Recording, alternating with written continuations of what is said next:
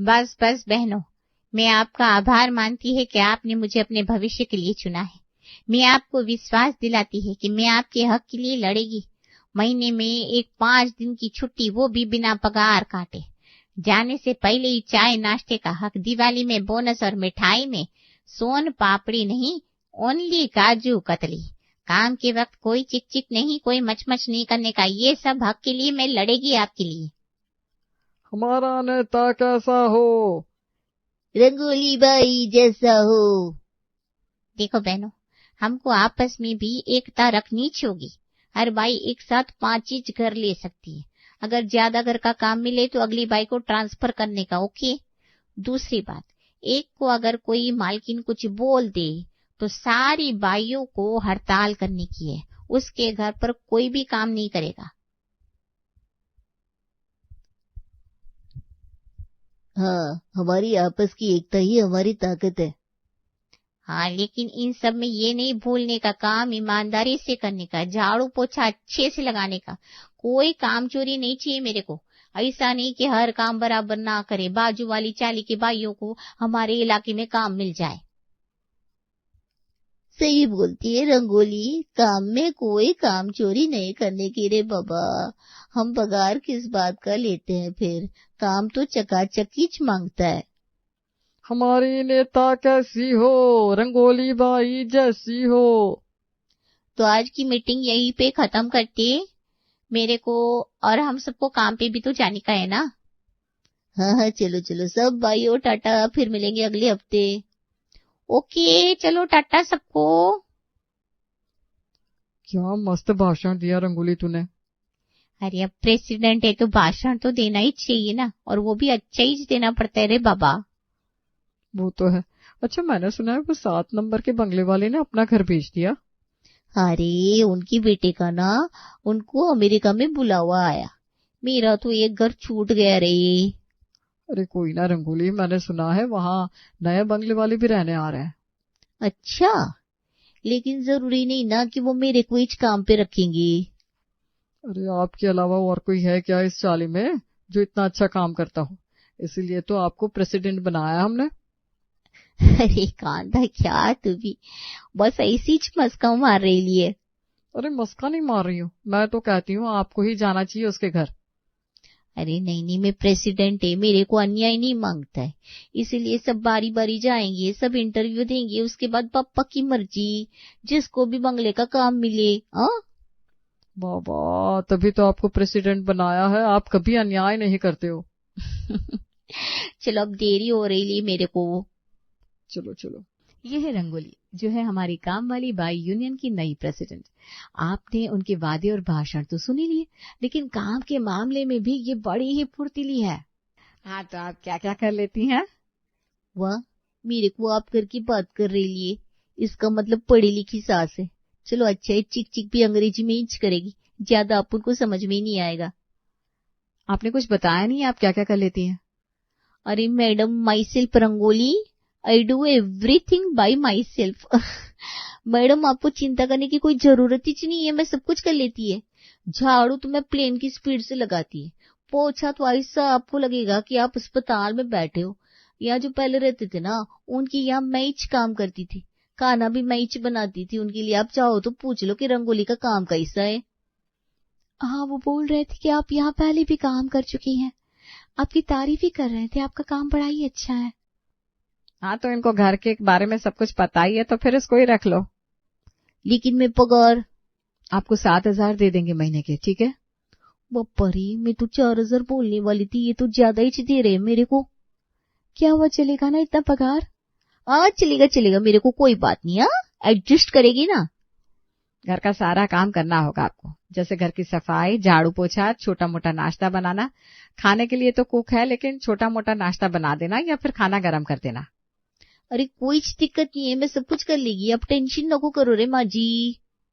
हाँ, तो आप प्लीज कल से आ जाइएगा काम पर। फिर ये लीजिए आपके एडवांस पैसे। लगता है मेरी तो लॉटरी लगी, एडवांस दे रही है। वाह बापा, आप जब भी देते हो ना, छप्पर फाड़ कर देते हो, देवा रे देवा। तो फिर कल मिलते हैं। अरे बिल्कुल बिल्कुल, काय को नहीं मिलेंगे, पक्का मिलेंगे। चलती है अपन। जरा सोचिए कि उम्मीद से ज्यादा पगार और इज्जत मिल जाए तो आपको कैसा लगेगा?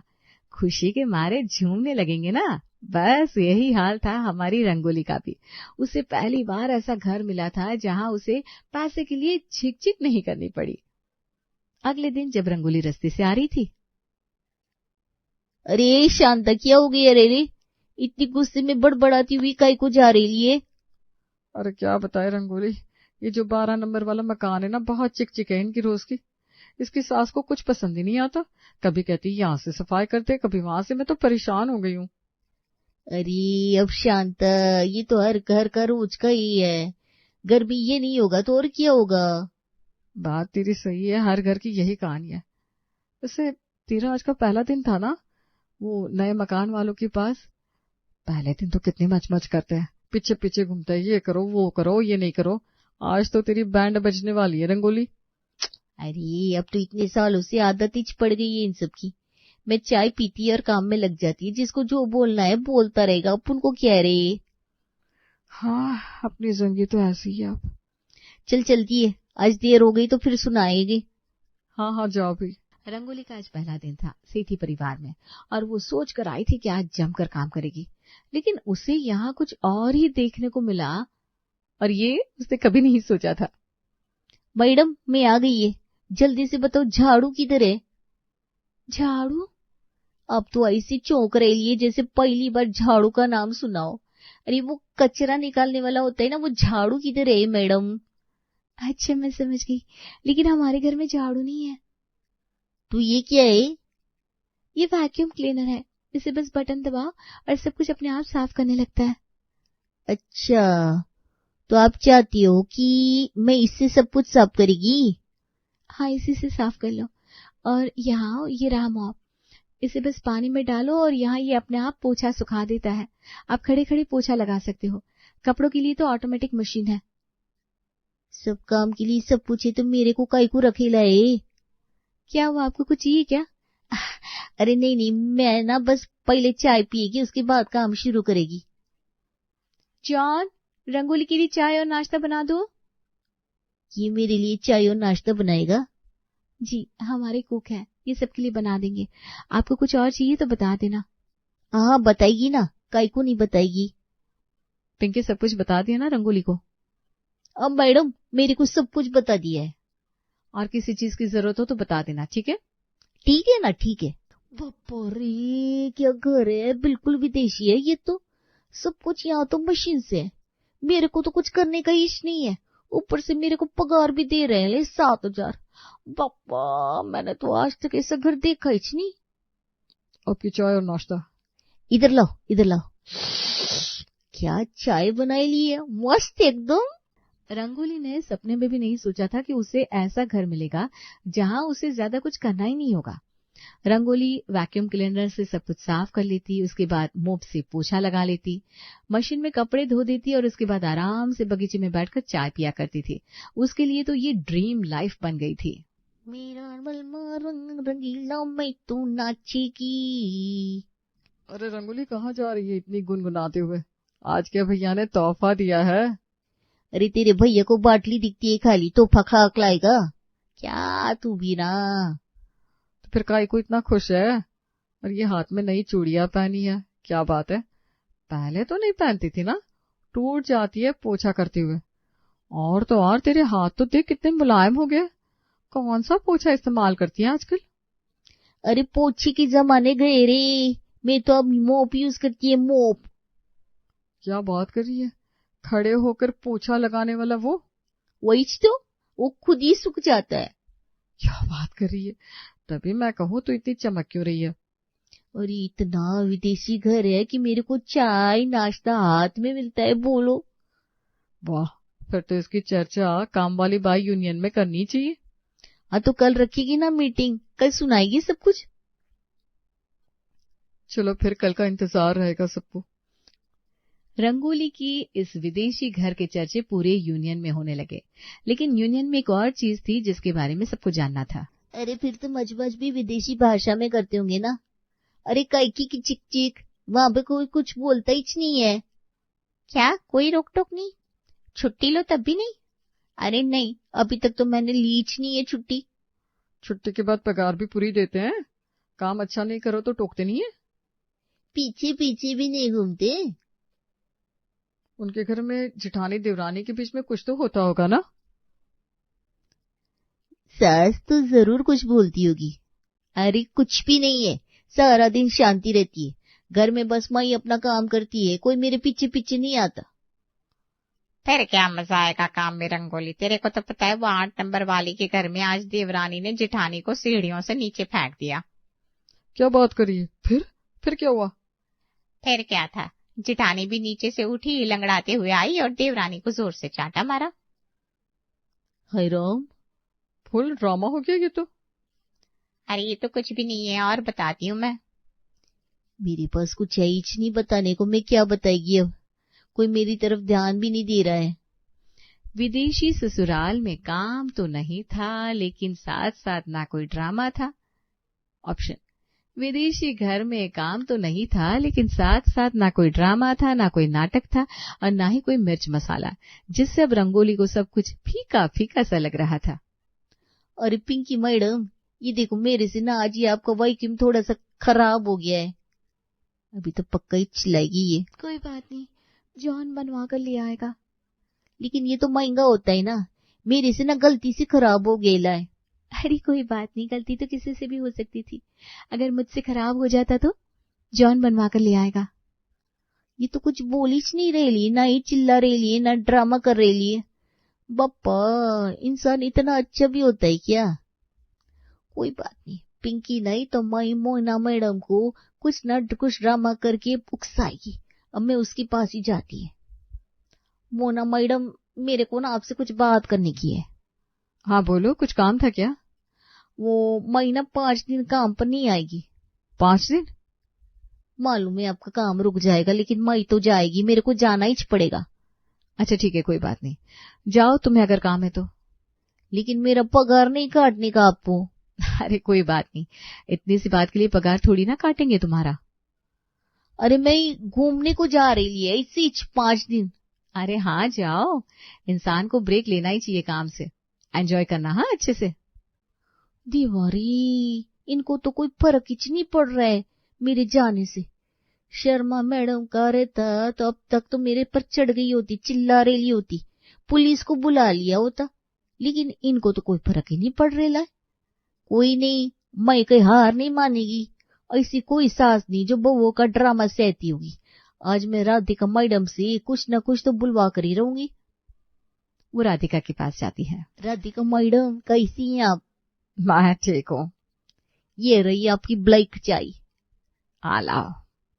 आप अकेले अकेले कमरे में कंटाल जाती होंगी ना।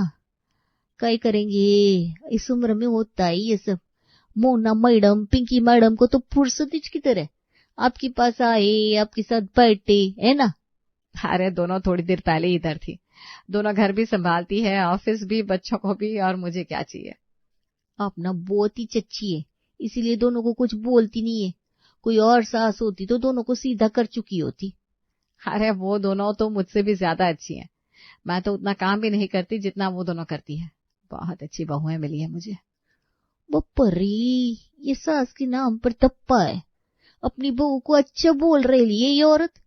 देवारे, मैं यूनियन में क्या मुंह दिखाएगी। न कोई ताना, न कोई ड्रामा, न कोई चिक चिक, क्या बताएगी कि मैं क्या करती है वहां पर। रंगोली ने हर तरह से कोशिश की, लेकिन उसे कोई भी ड्रामा हासिल नहीं हुआ।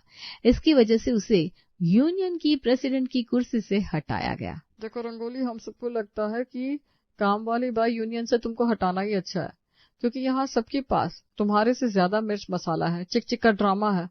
तुम अगर ये सब नहीं ला सकती तो कैसे एक काम वाली की फीलिंग को संजोगेगी। तुम्हारा तो विदेशी ससुराल है, लेकिन हमारा तो देसी है ना। हमें ऐसा लीडर चाहिए जो हमारी मच को समझ सके। हाँ रंगोली, ये रूपा को लीडर बनाते हैं। इसके पास तो एकता कपूर से भी ज्यादा ड्रामा है। इसको पता है कि काम वाले को क्या क्या सहन करना होता है। हाँ, ये तो 2 बार पुलिस में भी होकर आई है अपनी पगार के लिए, इसलिए आज से हमारी लीडर रूपा है। मैं समझ सकती है, मैं आप सबके लिए अब वो मिर्च मसाला नहीं ला सकती, लेकिन एक मौका दो मेरे को। मैं विदेशी ससुराल से कुछ तो लाएगी। अब कुछ नहीं हो सकता रंगोली, सबने वोट दे दिया है। और तो और अब ये रंगोली दूसरे घरों में भी खड़े होकर पोछा लगाती है। मेरे को वो 9 नंबर वाली आंटी बोल रही थी इसको आराम करने की आदत पड़ गई है। हमारे नेता को ये सब शोभा नहीं देता, क्यों बहनों? सही बात है, काम में काम चोरी नहीं, यही रूल है यहाँ का। रंगोली, विदेशी ससुराल ने तेरा देसी काम वाली वाला रुतबा ही चुन लिया रे। वैक्यूम अगर झाड़ू की जगह ले लेगा तो हम कहाँ जाएंगे, जरा सोचो। मशीन में कपड़े धुलेंगे तो हम कहाँ जाएंगे। इसलिए हम विदेशी नहीं, देसी ससुराल वालों के साथ है। हमारा नेता कैसा हो? एक मिनट, मैं शपथ लेती है, मैं विदेशी ससुराल छोड़ रहे लिए। मेरे को नहीं चाहिए आराम वाली सफाई और ऐसी पगार जो मेरी बहनों का काम छीन ले। तू सच में छोड़ रही है? हाँ, विदेशी ससुराल गया तेल लेने, मेरी देसी काम वाली जिंदाबाद। हमारा नेता कैसा हो? रंगोली बाई जैसा हो। और सब लोग खुश हो जाते हैं। शिप्रा बेटा आ गई तू? कॉलोनी में सब मिलकर माता का जागरण कर रहे हैं, इसलिए आज चंदा मांगने के लिए आए थे। ठीक है ना, अच्छी बात है। आप भी 500 रुपए दे देना। कैसी बात करती है बेटा, अब धर्म कर्म के नाम पर भी कंजूसी दिखाएगी क्या तू? मैंने तो पहले ही 2100 की पर्ची कटवा दी है, बस पैसे लेने के लिए शाम को बुलाया है उन्हें। देखा, अब ना ये इज्जत की बात हो गई है। अरे दे देना 2100, क्या फर्क पड़ता है? माँ, आपको एक बार पर्ची कटवाने से पहले मुझसे पूछना नहीं चाहिए था? सब काम अपने हिसाब से ही कर लेती हो तुम। ये लो 2000, 100 आप अपने पास से डाल देना, मेरे पास अभी नहीं है। इतना कहकर शिप्रा अपना बैग टेबल पर रखकर अंदर चली जाती है। पता नहीं क्या समस्या है इस लड़की की, हमेशा चिड़ी चिड़ी से रहती है, कभी सीधे मुंह से बात ही नहीं कर सकती। अब बताओ, धर्म कर्म के नाम पर भी पैसे देने से पहले ऐसे मुंह बना रही है जैसे मैंने इससे पकौड़ियां खाने के लिए पैसे मांग लिए हो। ऐसे ही होता है माँ जी, जब इंसान समय से शादी नहीं करता ना तो फिर वो ऐसे ही खिसियाता घूमता है। इसीलिए तो कहते हैं दुनियादारी भी उतनी ही जरूरी है। आपने भी ना जरूरत से ज्यादा ढील दे रखी है शिप्रा को, तभी तो अपनी मनमानी करती घूमती है। मैं तो कह रही हूँ अभी भी देर नहीं हुई, कोई ढंग का लड़का देखकर हाथ पीले करवाइए इसकी। अरे बेटा, तुझे क्या लगता है मुझे उसकी फिक्र नहीं है? तुझसे ज्यादा फिक्र है मुझे उसकी। लेकिन वो किसी की बात सुने तब ना। जब भी शादी की बात करो ऐसा लगता है बहरी हो जाती है, ना उसे कानों से सुनाई देता है ना किसी बात का जवाब देती है, बस चुपचाप उठकर अपने कमरे में जाकर बैठ जाएगी। मुझ पर तो खूब हुक्म चला लेती है आप, अपनी बेटी के आगे नहीं चलती। आपकी बात नहीं सुनती तो 2 लगाइए कान के नीचे, ऐसे अपनी मनमानी करेगी क्या? और वैसे भी बड़े बूढ़े कह गए हैं, शादी ब्याह का फैसला तो घर के बड़े बुजुर्ग लेते हुए अच्छे लगते हैं। आपने शिप्रा से ज्यादा दुनिया देखी है, आप ज्यादा समझदार हैं। ये वो बहू दिशा ने जानबूझकर सास को बड़ा चढ़ा दिया था ताकि वो उसकी बातों में आकर शिप्रा के ऊपर शादी के लिए दबाव बनाए।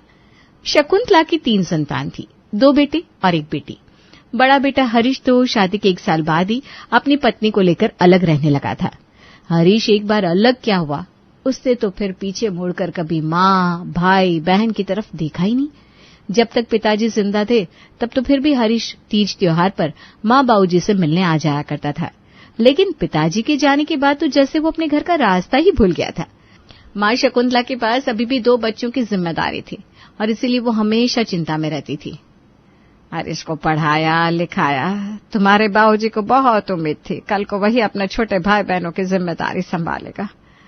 लेकिन देखो, जिम्मेदारी का समय आने से पहले ये हरीश तो मैदान छोड़कर भाग गया।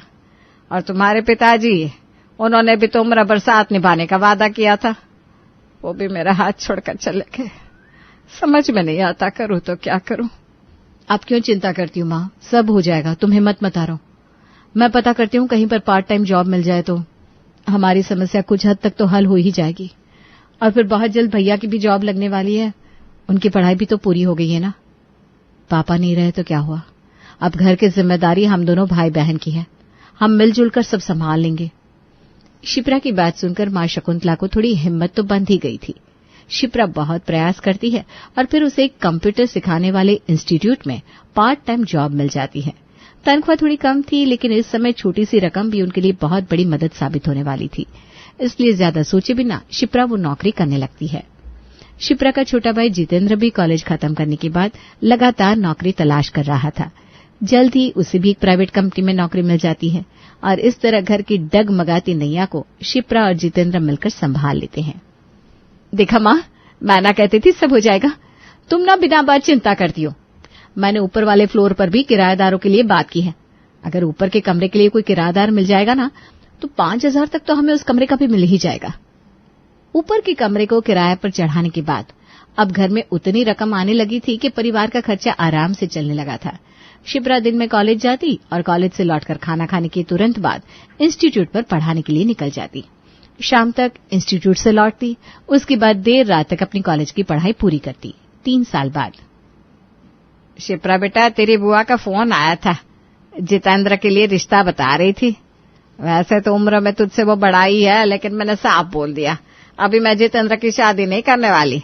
पहले शिप्रा के हाथ पीले करूंगी और उसके बाद ही जितेंद्र के बारे में सोचूंगी।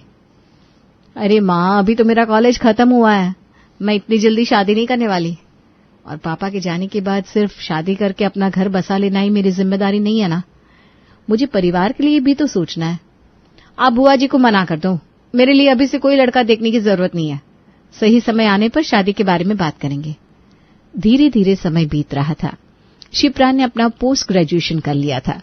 पोस्ट ग्रेजुएशन में अच्छे नंबर लाने के बाद उसे कॉलेज की तरफ से कैंपस प्लेसमेंट मिल गया था और एक अच्छी नौकरी भी लग गई थी। माँ, बहुत इंतजार कर लिया शिप्रा का। अगर वो नहीं करना चाहती शादी तो कब तक उसकी हाँ के इंतजार में बैठे रहेंगे। देखो माँ, मैं दिशा को बहुत पसंद करता हूँ। उसके पेरेंट्स भी अब शादी के लिए दबाव दे रहे हैं। 26 साल की उम्र हो गई है मेरी, अब नहीं तो फिर कब शादी के बारे में सोचेंगे हम। ठीक है बेटा, एक बार और बात करती हूँ, हो सकता है शिप्रा शादी के लिए मान जाए। शकुंतला शिप्रा को शादी के लिए समझाने की एक बार और कोशिश करती है। माँ, आजकल शादी में कितना खर्चा हो रहा है, जानती भी हो तुम। भैया भी शादी करने के लिए बोल रहे हैं और मेरी शादी के भी पीछे पड़ी हो तुम। 2 शादियों का एक साथ खर्चा उठा पाओगी? तुम ऐसा करो, भैया की शादी के लिए हाँ बोल दो। वैसे भी उम्र में वो मुझसे बड़े हैं, पहले शादी उनकी ही होनी चाहिए। शिप्रा की जिद को देखकर माँ जितेंद्र की शादी के लिए लड़की वालों को हाँ बोल देती है और इस तरह शादी के बाद जितेंद्र की पत्नी दिशा घर आ जाती है। शुरू में तो दिशा आम बहू की तरह शर्मा सकुचाकर सहमी सी रहती थी, लेकिन धीरे धीरे उसका दबदबा घर में बढ़ने लगा। देखो जी, मैं साफ साफ बता रही हूँ, स्टोर रूम जैसे कमरे में मेरा गुजारा नहीं होगा। जब तक हमारी शादी नहीं हुई थी तब तक की बात और थी। अब पत्नी आ गई है आपकी, थोड़ी सी तो प्राइवेसी होनी चाहिए कि नहीं? ऊपर वाला कमरा खाली करवा लो, वरना मैं अपने मायके चली जाऊंगी। अरे दिशा, क्यों शोर मचा रही हो? मम्मी सुन लेगी ना। तो सुन ले, तुम्हारी मम्मी। तुम्हारी माँ बहन से डरती हूँ क्या मैं? कौन सा गलत बात कर रही हूँ? रात को 12 बजे तक पति पत्नी के बीच में चल रही लड़ाई की आवाज शकुंतला और शिप्रा ने सुन ली थी। अगले दिन सुबह, शिप्रा बेटा, मैं सोच रही थी किराएदारों को ऊपर वाला कमरा खाली करने के लिए बोल दूं। 5,000 के चक्कर में घर में कलेश को दावत देने से क्या ही फायदा है। ठीक है माँ, रात को जो कुछ हुआ मैंने भी सुना। अब चिंता मत करो, मैं बात करती हूँ। मकान की किराए के रूप में आने वाली छोटी सी रकम जो अभी तक माँ के हाथ में आती थी, अब वो भी जा चुकी थी। अब तो शकुंतला को अगर खर्चे के लिए 1 रुपया भी चाहिए होता तो बेटे या बेटी के आगे हाथ फैलाना पड़ता, क्योंकि उसके पास आय का कोई साधन नहीं बचा था। माँ जी, घर में राशन खत्म हो रहा है, शिप्रा को बोलकर राशन मंगवा लीजिएगा। सेठानी जी घर के किसी काम में हाथ तो लगाती नहीं, बाहर का ही कुछ काम कर दिया करे। अरे दिशा बेटा, ऐसे क्यों कह रही हो तुम? और राशन तो हर महीने जितेंद्र लेकर आता है ना, तूने उसे बताया नहीं? जी, वो लाते हैं, लेकिन आपको भी तो समझना चाहिए ना, उनकी शादी हो गई है, उनका अपना भी परिवार है। सारी कमाई माँ बहन पर लुटा देंगे तो अपने भविष्य के बारे में कब सोचेंगे? इस घर में खाने वाले हम कोई अकेले तो है नहीं। अब जब शिप्रा को शादी नहीं करनी तो फिर घर के खर्चे तो देखने ही पड़ेंगे। मैं पूछती हूँ, इतनी उम्र तक कौन सी लड़की मायके में बैठकर छाती पर मूंग दलती रहती है? शादी करवाइए ना माँ जी उसकी। बहू की बातों का शकुंतला के पास कोई जवाब नहीं था। अब क्या बताऊं बेटा, समझा कर थक गई, लेकिन इस लड़की के दिमाग में बात ही नहीं जा रही। पता नहीं हुआ क्या है इसे, दुनियादारी इसकी समझ में आती नहीं। और अब शादी नहीं करेगी तो कल को कौन पूछेगा इसे? दिशा के उकसाने के कारण शकुंतला एक बार फिर शिप्रा के ऑफिस से आते ही उसे घेर कर बैठ जाती है। अरे बेटा, छोटी सी बात तेरी अकल में क्यों नहीं आती? उम्र बीत रही है तेरी। अगर अब शादी के लिए हाँ नहीं बोलेगी तो कल को सर पटकती रह जाएगी, लेकिन लड़का कोई पसंद नहीं करेगा तुझे। और बेटा भाई भाभी के साथ जीवन भर निभाना बड़ा मुश्किल होता है। क्या जरूरत है किसी के ऊपर बोझ बनने की? शादी करके अपना घर परिवार संभालो, इसी में इज्जत बनी रहती है। मैं किसी के ऊपर बोझ हूं क्या माँ? नौकरी कर रही हूँ, कमा कर खाती हूँ। बस मुझे तो कभी कभी ऐसा लगता है ये तेरी नौकरी सारे कलेश की जड़ है। घमंड हो गया है तुझे। 4 पैसे कमाने लगी है तो तुझे ऐसा लगता है कि इन पैसों से तू सारी दुनिया को खरीद सकती है। बेटा रुपया पैसा अपनी जगह है, लेकिन दुनियादारी निभाने के अपने कुछ तौर तरीके भी होते हैं। तेरी भाभी को तेरी वजह से घर में राशन लाने में भी दिक्कत हो रही है। बोल रही थी खाने वाले इतने सारे लोग हैं तो राशन का खर्चा भी सब लोग करें। ठीक है माँ, भाभी को बोल देना ज्यादा परेशान होने की जरूरत नहीं है। मैं देख लूंगी घर में राशन सब्जी भाजी सब मैं ही ले आया करूंगी। उन्हें ज्यादा बोझ में दबने की जरूरत नहीं है। शकुंतला की बातों का आज भी शिप्रा के ऊपर कोई असर नहीं हुआ। उसका जवाब अभी भी वही था जो पहले था। कुछ दिन बाद, माँ जी बहुत हो गया, अब ये अपमान मुझसे बर्दाश्त नहीं होता। आपको पता है मैं किटी पार्टी में गई थी, वहां पर किटी की सारी औरतें शिप्रा की बात कर करके मजाक उड़ा रही थी। आप ये बताइए समाज में हमारी कोई इज्जत है कि नहीं? आपको पता भी है लोग कैसी कैसी बातें करते हैं शिप्रा के बारे में। मिसेस गुप्ता वो कह रही थी जरूर किसी शादीशुदा आदमी के साथ चक्कर होगा, तभी तो शादी के नाम से भाग रही है तुम्हारी ननद। अब आप ही बताइए माँ जी, हम इज्जतदार लोग हैं, क्या यही सुनना बाकी रह गया है? बिल्कुल ठीक कह रही है दिशा। मैं तो साफ साफ बोल रहा हूँ, मैं सारी जिंदगी की जिम्मेदारी का बोझ उठाने वाला नहीं हूँ। अरे भाई हम अपना परिवार देखेंगे या बस इसी चक्कर में लगे रहेंगे? आपको पता भी है कहीं शादी पार्टी में चले जाओ, रिश्तेदारी में कोई मिल जाए, हर कोई सबसे पहले यही पूछता है शिप्रा की शादी क्यों नहीं हो रही। अरे आप ही बताओ किस किस को समझाते फिर हम लोग? तुम्हारी बात एकदम सही है बेटा, बस बहुत हो गया। मुझे सख्त होना ही पड़ेगा, वरना ऐसे ही लड़की मायके में बैठी बैठे बूढ़ी हो जाएगी और कल को मेरी आंखें बंद हो गई तो फिर पता नहीं कौन पूछेगा इसे। माँ, भैया भाभी आज तक मुझे बातें सुनाते थे, वो फिर भी ठीक था, लेकिन तुम तो मेरी माँ हो। माँ हूं तभी तो तुझे समझा रही हूँ, जीवन भर भाई भाभी के साथ रहने से कुछ नहीं होता। उन्हें उनकी जिंदगी जीने दे और तू अपना घर संसार बसा ले। पता नहीं इतनी मोटी बुद्धि कैसे हो गई तेरी कि ये छोटी सी बात तेरी समझ में नहीं आ रही। देख बेटा, ये कमाई की धौंस दिखाना बंद कर और चुपचाप शादी के लिए हाँ बोल दे। तो तुम्हें भी ऐसा ही लगता है कि मुझे अपनी कमाई का घमंड है, इसीलिए मैं शादी नहीं कर रही हूँ? ठीक है, अगर ऐसी बात है ना तो मैं शादी करने के लिए तैयार हूँ। आप देख लीजिए, जो भी लड़का मुझसे शादी करने के लिए तैयार होगा उसी से मैं शादी करके अपना घर बसा लूंगी। किसी को भी मेरी वजह से शर्मिंदगी उठाने की जरूरत नहीं है। मुझे भी किसी की छाती पर जीवन भर बैठकर मुंह दलने का कोई शौक नहीं है। हालांकि मुझे किसी के भी सपोर्ट की जरूरत नहीं है, लेकिन फिर भी ये सोसाइटी ही ऐसी है कि एक लड़की को उसके अपने ही घर में चैन से जीने नहीं देती। 2-3 लड़कों से मिलने के बाद अंत में शिप्रा की कमल के साथ शादी हो जाती है। जितेंद्र, मैं आपको बता नहीं सकती मैं आज कितनी खुश हूँ। अरे तुम्हारी बहन गई यहाँ से उसकी शक्ल देख देख के मेरा पारा गर्म हो जाता था। देखो जी, ननद तो मेहमानों की तरह आती हुई अच्छी लगती है, 24 घंटे सर पर बिठाकर कोई नहीं रख सकता उन्हें। शिप्रा की शादी के बाद दिशा और जितेंद्र अपनी मनमानी जिंदगी खुलकर जीने लगे थे, लेकिन शकुंतला अब उसे समझ में आने लगा था कि आखिर शिप्रा के घर में होने का क्या मतलब था। जितेंद्र तो अपनी कमाई की चवन्नी भी लाकर मां के हाथ में नहीं रखता था, जबकि शिप्रा ने कभी मां को किसी चीज की कमी महसूस नहीं होने दी थी। जितेंद्र बेटा, 2000 की जरूरत थी, मैंने किटी डाली हुई है ना। अरे आपने किटी कब डाल दी? मुझे तो पता ही नहीं था। हाँ बेटा, वो अभी तक तो शिप्रा ही मुझे ये सारी चीजों के लिए पैसे दे दिया करती थी। और हाँ, इस बार ना हमारी किटी की थीम रेड है। मेरे पास रेड कलर की एक भी साड़ी नहीं है। थोड़े पैसे तू दे देगा तो मैं अपने लिए एक साड़ी ले लूंगी।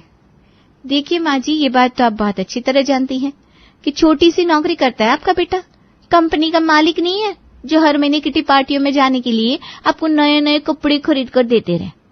आपके पास लाल साड़ी नहीं है तो नीली पीली हरी जो भी रंग की साड़ी है वो पहनकर चली जाइए। कौन सा आपको कोई पार्टी से बाहर भगा देगा। और वैसे भी आपकी इस किटी के नाम पर 2-2 हजार बहुत दिनों तक दे नहीं पाएंगे हम। बेहतर होगा आप इन फिजूल खर्चियों से थोड़ा हाथ खींच ले। सबसे पहले बहू दिशा ने किटी पार्टी के पैसे देने बंद कर दिए। उसके बाद मंदिर में होने वाले भंडारे और पूजा पाठ में दिया जाने वाला दान भी देने से इनकार कर दिया। शादी पार्टी में हमेशा लेटेस्ट साड़ियां पहनकर जाने वाली शकुंतला अब अपने पुराने कपड़े पहनकर ही जाने लगी थी। क्या बात है शकुंतला, आजकल तो मंदिर में कीर्तन के लिए भी नहीं आती। बस बहन, घर से निकलने का समय नहीं मिलता। इतना कहकर शकुंतला अपने घर आ गई। अब क्या बताऊं, जेब में फूटी कौड़ी नहीं रहती। बेटा बहू मुड़कर मेरी ओर देखते तक नहीं। मंदिर आओ तो दान पात्र में भी तो डालने के लिए कुछ होना चाहिए जेब में। शकुंतला को घर अब खाने को दौड़ने लगा था। न कोई बात करता, न पास आकर बैठता। पूरा दिन अपने कमरे में एक कोने में पड़ी रहती। यहाँ तक कि बहू उससे खाने तक के लिए ना कहती। बेचारी खुद ही बेशर्म बनकर खाना मांग कर खाती। एक दिन अचानक बिना बताए शिप्रा अपनी माँ से मिलने के लिए आ जाती है। मायके पहुंचने के बाद वो देखती है कि भाभी और भाई तो एक हफ्ते के टूर के लिए दूसरे शहर गए हुए हैं और माँ घर पर बिल्कुल अकेली है। ये तेरे साथ कौन है बेटा, मैंने पहचाना नहीं। माँ, आपका चश्मा कहाँ है? मेरे साथ आपके दामाद आए हैं, और कौन आएगा? हद करती हो आप भी। माफ करना बेटा, चश्मा तो कई महीने से टूटा पड़ा है, समय ही नहीं लग पा रहा उसे बनवाने का। अच्छा ठीक है, अब मैं आ गई हूं ना, मैं बनवा दूंगी। ये बताओ, चाय पियोगे ना? मैं चाय बनाकर लाती हूँ। बेटा वो मैं क्या कह रही थी, चाय नहीं बन पाएगी, घर में दूध नहीं है। बच्चे एक सप्ताह के लिए बाहर जा रहे थे तो मैंने कहा दूध वाले को मना करके जाना, कौन इस्तेमाल करेगा यहाँ दूध। मुझे तो वैसे भी ज्यादा चाय पीने की आदत नहीं है। अच्छा, तुमने चाय पीना कब से छोड़ दिया? पहले तो दिन के 3-3 कप पी जाती थी। शिप्रा समझ गई कि जरूर दाल में कुछ काला है। वो रसोई में खाना बनाने के लिए पहुंचती है तो रसोई की हालत देखकर हैरान रह जाती है। रसोई में एक भी सब्जी नहीं थी, सिर्फ आटा रखा हुआ था। घर में कोई सब्जी नहीं है, दूध नहीं है, खाने पीने का और कोई सामान नहीं दिखाई दे रहा। सच बताओ माँ, चल क्या रहा है इस घर में? बेटा तेरे जाने के बाद मुझे समझ में आया कि तू थी तभी तक मेरी इस घर में इज्जत थी।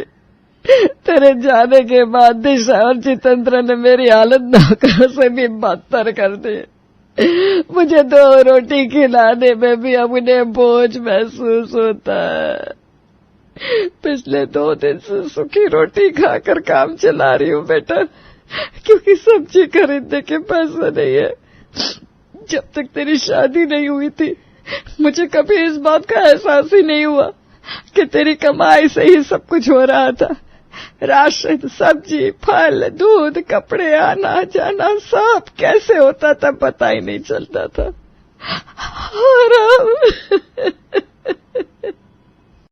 अब तुम्हें समझ में आया माँ कि मैं आखिर शादी क्यों नहीं करना चाहती थी।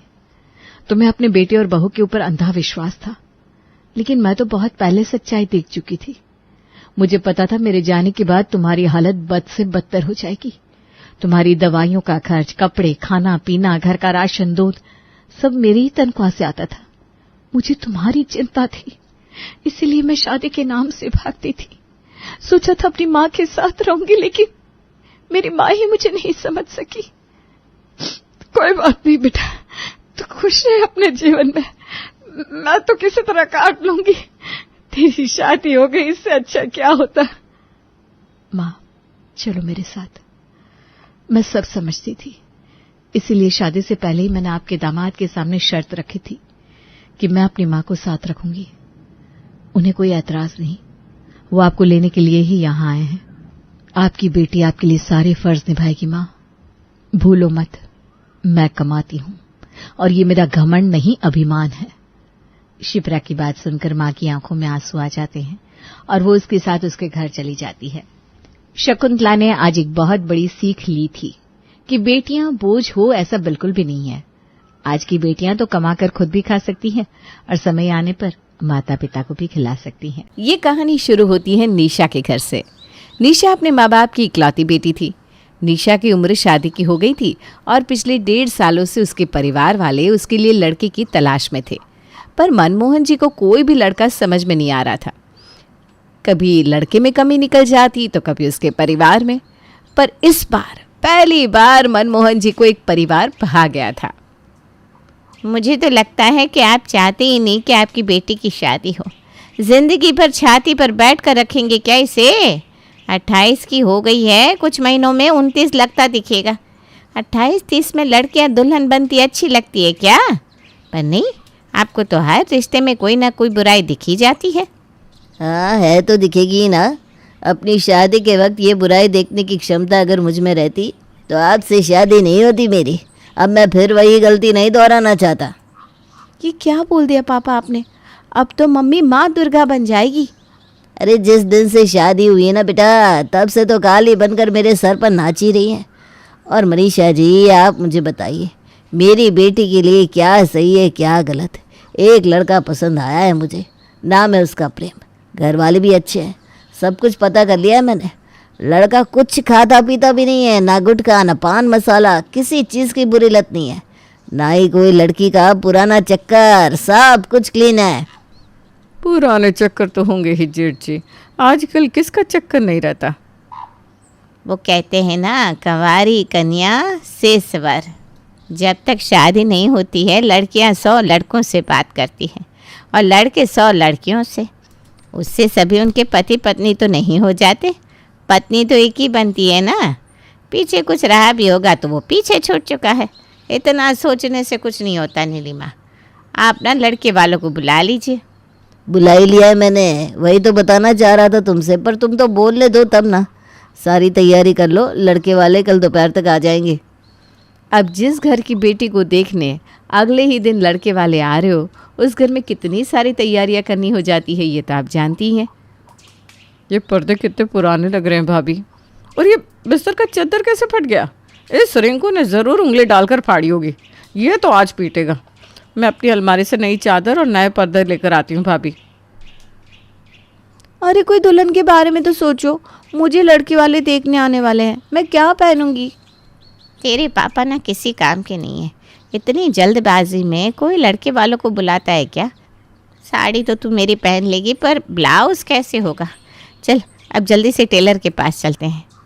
और इसी भागा दौड़ी में जैसे तैसे निशा के परिवार वाले सारी तैयारियां करते हैं। अपने दिए हुए वक्त पर लड़के वाले निशा के घर पर पहुंच जाते हैं। सजी धजी निशा रसोई में अपनी माँ के पास खड़ी होती है। तभी मनीषा कहती है, मेरे साथ चाय का ट्रे लेकर बाहर चल। उसके बाद खाने की सारी चीज़ें तेरी चाची एक एक करके लेकर आएगी। और कोई खाने के बारे में कुछ पूछ भी लेना तो कहना कि तूने ही बनाया है सब।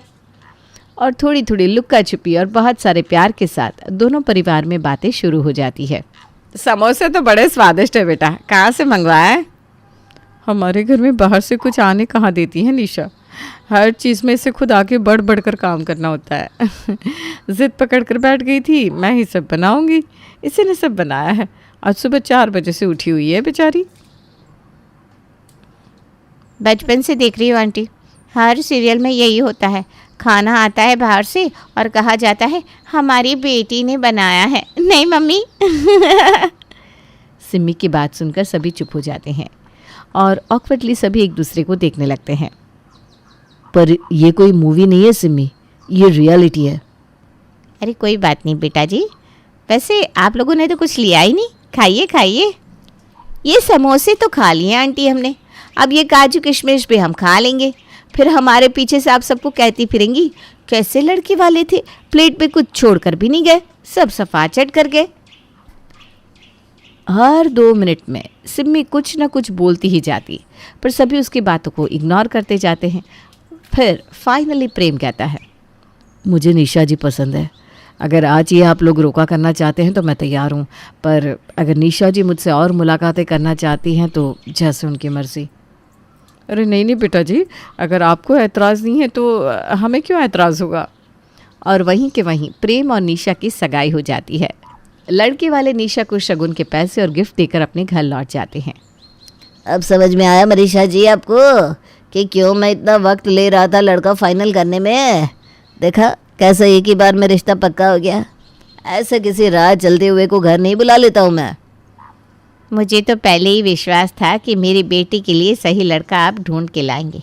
आखिर पिता तो इसके आप ही हैं। देखा नहीं कितने सभ्य लोग हैं।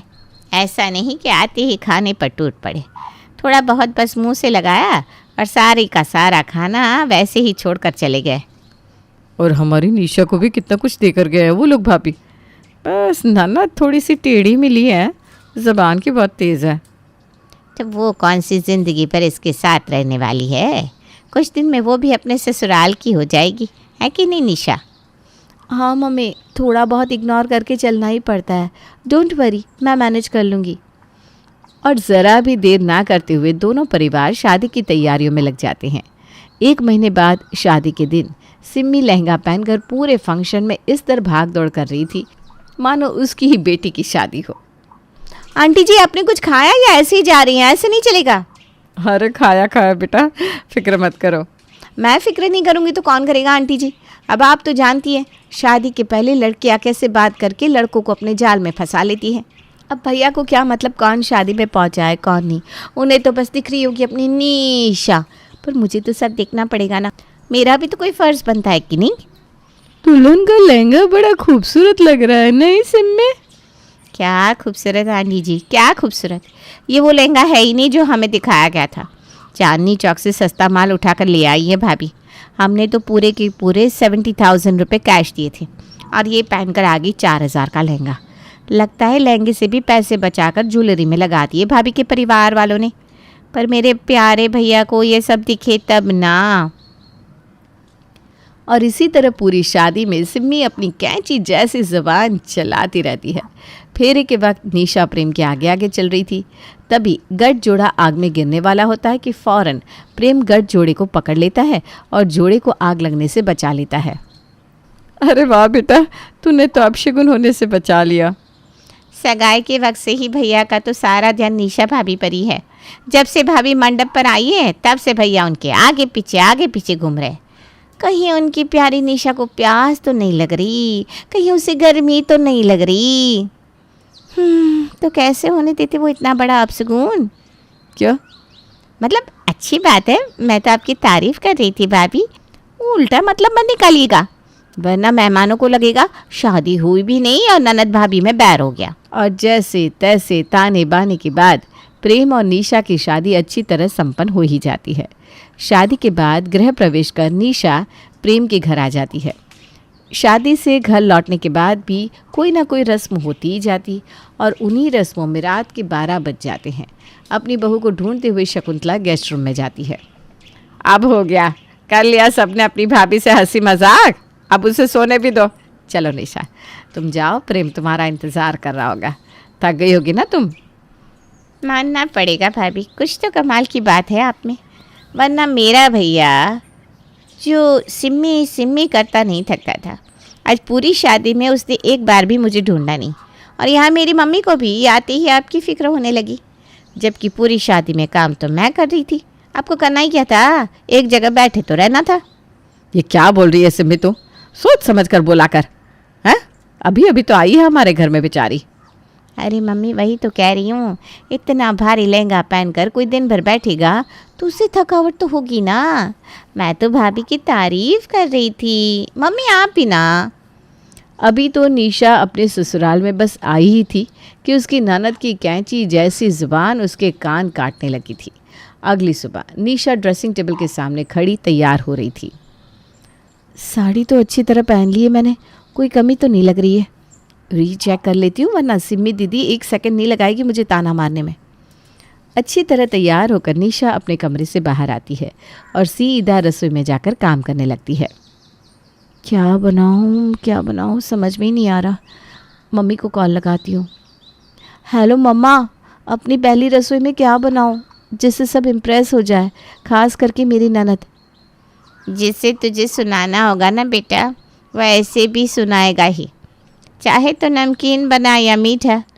और पहली रसोई में ऐसी ही कुछ मीठी चीज़ बनानी चाहिए। तू खीर बना ले सबके लिए बेटा। निशा सभी के लिए खीर बनाकर बाहर टेबल पर परोसती है। अरे वाह बहू, खीर तो बहुत अच्छी बनाई है तुमने। और क्या क्या बनाया? बनाया तो है पापा हम सबको। क्या भाभी, पहली रसोई में बनाए भी तो आपने खीर। कल लड़के वाले देखने आने वाले हैं, खिला खिला कर मोटा कर दो मुझे कि मेरी शादी ना हो। हैं, मेरा मतलब है कि भाभी का प्यार देखो, इतना प्यार करती है मुझसे कि चाहती ही नहीं कि मैं विदा होकर जाऊं। चिंता मत कीजिए भाभी, शादी के बाद यहाँ आती जाती रहूँगी मैं। वो तो मुझे पता ही है दीदी, मुझे बिना कुछ कहे आपका वहाँ जी कैसे लगेगा। हे माता रानी, इस ननद नाम की बला की शादी जल्द से जल्द सेट करवा दीजिए और मुझे छुटकारा दिलवाइए। और भगवान की दया से ऐसा ही हो जाता है। 1 महीने के अंदर अंदर ही सिम्मी की शादी अच्छे परिवार के लड़के से फिक्स हो जाती है और सिम्मी विदा होकर अपने ससुराल चली जाती है। सिम्मी के जाने के बाद निशा के ससुराल में उसे तकलीफ़ देने वाला कोई भी नहीं था। उसकी जो मर्जी आती वो पहनती, जहाँ मन होता वो जाती। उसकी किसी भी चीज़ पर उसे कोई रोक टोक नहीं करता था। पर कितने दिनों तक? एक रोज़ ट्राउज़र और टी शर्ट में अपने ससुराल वालों के साथ बैठकर निशा टीवी देख रही थी कि तभी दरवाजे की बेल बजती है और दरवाजे पर होती है सिम्मी। दीदी आप? चाक तो ऐसे रही हो भाभी जैसे कि मैं बिमला आंटी के घर की बेटी थी। अरे इसी घर की बेटी हूँ तो इसी घर आऊँगी ना। अच्छा, तो यहाँ संडे का मज़ा लिया जा रहा है, सब साथ में बैठकर मूवी देख रहे हैं। अच्छा है भाभी, अच्छा है। याद है मम्मी जब मैं कहती थी सेट मैक्स पर सूर्यवंशम मूवी आई है, साथ में बैठकर देखते हैं, तो कैसे आप सर दर्द का बहाना बनाकर सो जाती थी। नहीं नहीं, ये भी ठीक है, बहू के हिसाब से बदलना भी अच्छा है। अरे मेरी बेटी आई है, कोई इसकी खातिरदारी तो करो। दीदी मैं आपका सामान कमरे में शिफ्ट करवा देती हूँ, आप यहाँ आराम से मूवी का मज़ा लीजिए और मैं आपके लिए कोल्ड ड्रिंक और नाश्ता लेकर आती हूँ। निशा किचन में जाती है और अपनी ननद की पसंद की कोल्ड ड्रिंक और स्नैक्स लेकर बाहर आती है। क्या बताऊँ मम्मी, यहाँ तो चैन है, सभी साथ में बैठकर खा पी लेते। लगता ही नहीं कि बहू ससुर के साथ बैठी है। मेरे घर में ना ऐसा नहीं है, मैं तो पापा जी के बगल में बैठ भी नहीं सकती, और ऊपर से ट्राउज़र पहनकर, बाप रे, तौबा तौबा। मेरे ये ना अलाव ही ना करे, इन्हें तो बिल्कुल भी पसंद नहीं है। मुझे तो 24 घंटे इस गर्मी में भी दुपट्टा डालकर रहना पड़ता है। ये तो गलत है, दामाद जी तेरे साइड भी नहीं लेते क्या? वही तो बात है ना मम्मी, अब पुरुष को थोड़ी तो मर्दानगी रखनी पड़ेगी ना। बीवी के आगे पीछे घूमता रहेगा फिर तो चल गया घर। रात के खाने के वक्त झाड़ू पोछे के लिए नौकर है ही, बस खाने का ही तो रहता होगा भाभी आपको। उसमें भी मम्मी आप इतनी सीधी है कि भाभी ने सामने जो भी परोस दिया आपने खा लिया। पर मेरे घर में ना ऐसा नहीं चलता मम्मी, बर्तन, झाड़ू, पोछा, कपड़ा सब कुछ मुझे करना पड़ता है, और ऊपर से घर में इतने सारे लोग, सबकी अलग अलग फरमाइश। तेरी ननद कैसी है? तेरी शादी के वक्त उसकी भी शादी हुई थी ना? अच्छा नैना, हाँ वो तो शादी के बाद हर तीसरे दिन मेरे पास आती है, और ऐसा नहीं कि अपनी ननद को मैं खाली हाथ घर में आने दूँ। पहले हाथ में 2101 रुपये सुगुन के रखती हूँ, उसके बाद ही उसे अंदर लाती हूँ। इस बार जब नैना आई थी तो डायमंड का सेट देकर भेजा मैंने उसे। मेरी सास ने कह रखा है, घर की बेटी घर में आएगी तो खाली हाथ नहीं जानी चाहिए। बस बहुत हो गया, बहुत सुन लिया मैंने। अब इस कैंची जैसे ज़ुबान को ठीक नहीं किया तो मेरा नाम भी निशा नहीं। और कमरे में जाकर निशा सीधी अपनी ननद की ननद को कॉल लगाती है और उसे अपने घर बुला लेती है। अगली सुबह दरवाजे की बेल बजती है और नैना को अपने सामने देखकर सिम्मी के तोते उड़ जाते हैं। दीदी आप? चौंकी मत भाभी, अब तो ऐसे बर्ताव कर रहे हैं जैसे मैं पड़ोस के घर की ननद हूँ और यहाँ आकर खड़ी हो गई हूँ। अरे नैना दीदी आप आइए ना, आइए। जैसे मेरे लिए मेरी ननद वैसे ही आप। माफ़ कीजिएगा दीदी, मैं ट्राउज़र में ही आपके सामने आ गई।